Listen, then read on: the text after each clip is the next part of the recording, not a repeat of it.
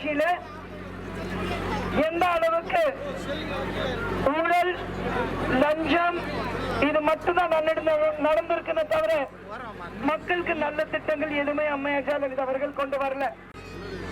திராவிட முன்னேற்ற கழகத்தின் முத்தமிழ் அறிஞர் டாக்டர் கலைஞர் அவர்கள் முதலமைச்சராக இருக்கும் போது ஏற்கனவே விவசாயிகளுக்காக 7000 கோடி கடன் தள்ளுபடி செஞ்சாரு.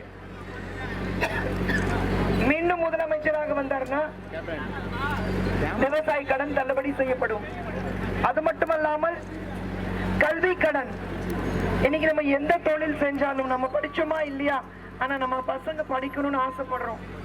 அப்படி இருக்கும்போது ஒரு மேல் படிப்புக்காக எத்தனையோ கடன்கள் வாங்குறோம், எங்கெல்லாம் கை நீட்டி காசு வாங்குறோம்.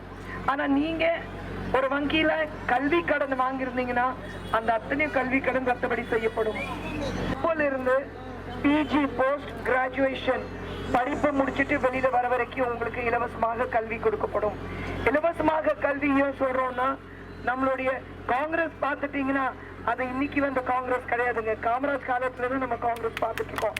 காமராஜ் ஆட்சி மீண்டும் தமிழகத்தில் வரணும்னா கண்டிப்பாக திராவிட முன்னேற்ற கழகம் காங்கிரஸ் கூட்டணி ஜெயிக்கணும். அம்மையார் ஜெயலலிதா அவர்கள் நேற்று மக்கள் மறுபடியும் ஏமாற்றத்துக்காக அப்படியே திராவிட முன்னேற்ற கழகத்தின் தேர்தல் அறிக்கையும் காங்கிரஸ் தேர்தல் அறிக்கையும் கொஞ்சம் வார்த்தை முன்ன பின்ன போட்டு ஒரு தேர்தல் அறிக்கை விட்டுருக்காங்க. மக்களை ஏமாத்துறதுக்காக உங்க கையில ஒரு போன் கொடுப்பாங்களாம், உங்களுக்கு இலவசமாக போன் கொடுப்பாங்களாம். நான் அத்தனை மக்கள் இங்க நின்றுட்டு இருக்காங்க, நீங்க எல்லாரும் சொல்லுங்க, யார் கையில போன் வச்சிருக்கீங்க? யார் யார் கையில போன் வச்சிருக்கீங்க? கை தூக்குங்க. எல்லாரும் போன் வச்சிருக்கீங்க. இதுக்கப்புறம் அம்மா உங்களுக்கு போன் கொடுப்பாங்களாம். போனு கொடுத்து அது என்ன போனு? தப்பா 350 ரூபாய்க்கு சைனா போனு. ஆனா டாக்டர் கலைஞர் அவர்கள் ஆண்ட்ராய்டு தான். அதுலயும் உங்க தொழில் பார்க்கலாம், அதுலயும் உங்களுடைய கணக்கு பார்க்கலாம், அதுலயே மக்கள் படிக்கலாம், அதுலயே நீங்க எந்த பக்கம் திசை திருப்பி போறீங்கன்னா அதுல பார்க்கலாம். அதுதான் ஆண்ட்ராய்டு போனு. ஆனா அம்மையார் ஜெயலலிதா அவர்கள் உங்களுக்கு 350 ரூபாய்க்கு ஒரு டப்பா போன் சைனால இருந்து வாங்கி கொடுப்பாங்க. அதுலயும் லஞ்சத்தை பார்ப்பாங்க, அதுலயும் ஊழல் பார்ப்பாங்க. நான் கேட்கிறேன், இது வரைக்கும் எந்த ஒரு தொழில் எடுத்துக்கங்க, அம்மையார் ஜெயலலிதா அவர்கள் எல்லாத்தையும் ஏமாத்துறதுக்காக தேர்தல் அறிக்கை செய்வீர்களான்னு சொல்லிட்டு இருக்காங்க. ஆனா நாங்க கேக்குறோம்மா, என்னம்மா இப்படி பண்றீங்களேம்மா? ஏம்மா எங்களை இப்படி வாடி வைக்கிறீங்கம்மா? ஏம்மா எங்களை இவ்வளவு கஷ்டப்படுத்த வைக்கிறீங்கம்மா? ஏம்மா எங்களை இவ்வளவு நீங்க துரஷ்டமா நாங்க 5 வருஷமா வாழ்ந்துட்டு இருக்கோம், ஏன் இப்படி பண்றீங்க? ஆனா அம்மையார் அவர்கள் கேட்க போறதில்ல. டாக்டர் கலைஞர் அவர்கள் சொல்லியிருக்கிறாரு, முதலமைச்சராக பொறுப்பேற்றதுக்கு அப்புறம் முதல் போட போற கையெழுத்து பூர்ண மத விலக்கு தமிழகத்தில். இன்னைக்கு எந்த தெருவுக்கு திரும்பினாலும் டாஸ்மாக் கடைகள் இருக்கு. அம்மையார் ஜெயலலிதா அவர்கள் கூச்சாம போய் சொல்றாங்க, எந்த ஒரு கூச்சம் இல்லை. என்ன சொல்றாங்க? நான் முதலமைச்சராக பொறுப்பெடுத்ததுக்கு அப்புறம் நான் மத கடைகள் கண்ட்ரோல் பண்ணி வச்சிருக்கேன். அதை எப்படி கண்ட்ரோல் பண்ண வச்சிருக்காங்க? 2011 அம்மையார் ஜெயலலிதா அவர்கள் முதலமைச்சராக பொறுப்பெடுக்கும் போது தமிழகத்தில் டாஸ்மாக் கடைகள் பார்த்தீங்கன்னா 1800. ஆனா இன்னைக்கு 6800, 5000 கடைகள் அதிகப்படுத்திருக்காங்க. இதுதான் கண்ட்ரோல் பண்றது. அப்படின்னா ஒரு வருடத்துக்கு 1000 கடைகள் திறந்து வச்சிருக்காங்க. இதுதான் கண்ட்ரோல் பண்றது. அம்மையார் ஜெயலலிதா அவர்கள் டாஸ்மாக் திறந்ததுக்கு காரணமே என்ன? லாபம். ஒவ்வொரு கடைக்கும் அவங்களுடைய கம்பெனி இருக்கு, மிடாஸ் கம்பெனி.